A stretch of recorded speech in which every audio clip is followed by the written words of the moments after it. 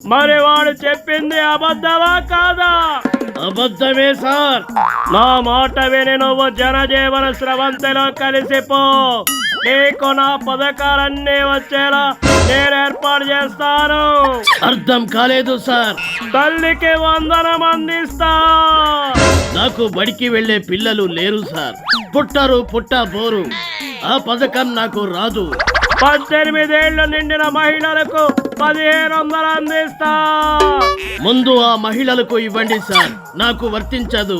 దీపం పథకం కింద సంవత్సరానికి 3 సిలిండర్లు ఇప్పిస్తా. నాకు గ్యాస్ సిలిండర్లతో పని ఏముంది సార్? నా మాట వెనుక పని చేయి. వ్యవసాయం చేసుకో.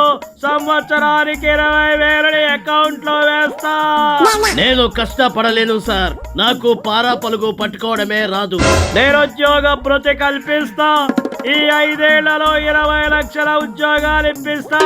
అందులో నీకు కూడా ఉద్యోగం ఇప్పించే బాధ్యత నేను తీసుకుంటా.